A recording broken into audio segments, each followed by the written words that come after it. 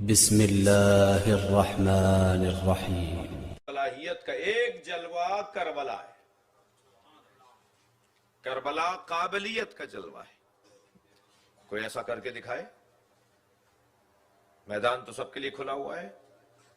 حسین سے نہیں پوچھا جائے گا کہ وہ کربلا کیوں آئے، تم سے پوچھا جائے گا تم کیوں نہیں آئے، اور تم اس لیے نہیں آئے کہ تم میں یہ قابلیت نہیں تھی کہ اللہ کے دین کو محفوظ کر سکو۔ اس کے لیے خرچہ کرنا پڑتا ہے، اس کے لیے جان دینا پڑے گی۔ عزیزو، کربلا نے حسین کو نہیں ڈھونڈا ہے، حسین نے کربلا کو ڈھونڈا ہے۔ گھوڑا چلتے چلتے رک گیا۔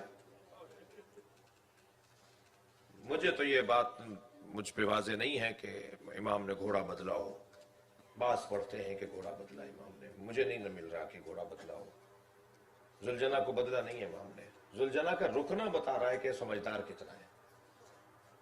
اور یہ معمولی گھوڑا تو ہے نہیں، یہ نبی کی سواری ہے، اور نبی کی سواری ہونے کی وجہ سے بھی یہ صاحب کرامت ہے۔ جی، ذوالجناح خود صاحب کرامت ہے۔ بہار میں حدیث ہے مولا علی کی کہ نبی جس جانور پر بیٹھ جاتے تھے لم یسن ولم یحرم، نہ وہ بوڑھی ہوتی تھی نہ وہ بیمار ہوتی تھی۔ اور پسر سعد نے کہا تھا کہ خبردار، جب میرے مولا نے گھوڑا چھوڑ دیا نا، جب میرے مولا نے ذوالجناح کی پشت کو چھوڑ دیا تو پسر سعد نے کہا تھا اسے کوئی تیر نہ مارے، میں نے بچپن میں نبی کو اس پہ بیٹھے دیکھا ہے۔ مجھے نہیں معلوم، آپ کے درمیان کچھ لوگ ضرور بیٹھے ہوں گے جو اس جانور کے بارے میں معلومات رکھتے ہیں۔ گھوڑے کی عمر 20 سال سے زیادہ نہیں ہوتی، بوڑھا ہو جاتا ہے 20 سال میں۔ 11 ہجری میں نبی کو بیٹھے دیکھا، 8 ہجری میں نبی کو بیٹھے دیکھا، 61 ہجری میں کہہ رہا ہے کہ میں نے نبی کو بیٹھے دیکھا۔ 50 سال بعد یہ تازہ ہے، جوان ہے، کیونکہ نبی اس کی پشت پہ بیٹھتے تھے۔ کہنے لگا کوئی ذوالجناح کو تیر نہ مارے، میں نے نبی کو اس پہ بیٹھے دیکھا ہے۔ میں اسے کہوں گا تجھے نبی کی سواری یاد ہے؟ تجھے یہ تو یاد ہے کہ نبی گھوڑے پہ بیٹھے تھے، تجھے یہ یاد نہیں ہے حسین نبی پہ بیٹھتے تھے، حسین نبی کی پشت پر بیٹھتے تھے، نبی کے دوش پر بیٹھتے تھے۔ عزیزانو، بڑا سخت مرحلہ ہے۔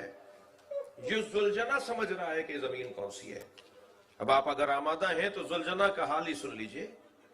یہ اتنا سمجھدار تھا، امام حسین اسے مارتے نہیں تھے، فرماتے تھے تیز چل تو یہ تیز چلتا تھا، امام فرماتے تھے آہستہ چل تو یہ آہستہ ہو جاتا تھا، امام فرماتے تھے دائیں مڑ تو یہ دائیں مڑتا تھا، امام فرما رہے تھے مجھ سے بیٹھا نہیں جا رہا تو یہ گھٹنے ٹیک رہا تھا کہ کسی طرح حسین ابن علی کو اترنے میں تکلیف نہ ہو۔ یہ تو میں کہہ رہا ہوں نا، اترنے میں، گرنے میں تکلیف نہ ہو۔ اجرکم اللہ، اجرکم اللہ۔ آپ کی آوازیں بلند ہیں، خدا کسی غم میں نہ رلائے سوائے غم اہل بیت میں، رونے رلانے والوں میں قرار دے۔ عزیزانو، یہ ذوالجناح نبی مکرم کی سواری، امام حسین اس پر بیٹھے ہیں۔ یہ جب پہنچا ہے نا کربلا میں تو یہ رکا ہی اس لیے کہ پہچانتا ہے کہ یہ کربلا کی زمین ہے۔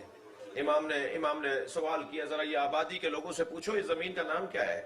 مختلف نام بتائے گئے، لیکن ایک ضعیف العمر شخص وہاں موجود تھا، وہ کانپتا ہوا آگے آیا اور آہستہ سے کہنے لگا حسین آگے بڑھ جاؤ، تم کسی اور زمین پہ ٹھہرو جا کر، تمہیں اگر رکنا ہے تو کہیں اور چلے جاؤ۔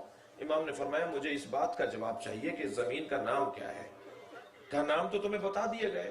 امام نے فرمایا مجھے ایک نام کی تلاش ہے، یہ نام نہیں ہے جو اس زمین کا مجھے چاہیے۔ کہنے لگا ہاں حسین، ہاذا کرب و بلا، یہ کرب و بلا ہے۔ امام نے فرمایا عباس ہم یہیں رکیں گے۔ یہ ذوالجناح امام حسین کا کتنا سمجھدار ہے کہ جب مولا عباس نے آواز دی ہے نا کہ مولا میرا سلام آخر لیجئے گا، تو تیز رفتار دوڑتا ہوا ذوالجناح رک گیا۔ امام نے فرمایا رہوار میرا بھائی بلا رہا ہے۔ مجھے عباس تک پہنچا تو اس نے ایک جانب اشارہ کیا تو کیا دیکھا؟ عباس کا کٹا ہوا بازو تڑپ رہا ہے۔ یہ حضرت عباس کے بازو کو پہچانتا تھا۔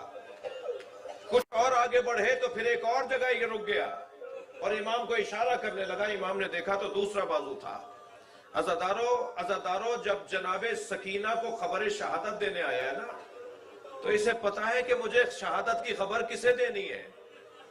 یہ بہنوں کے خیمے پر نہیں گیا، یہ اس خیمے پر گیا جہاں سکینہ موجود ہے، اور زمین پر ایسے پیر مار رہا تھا جیسے ماتم کر رہا ہو۔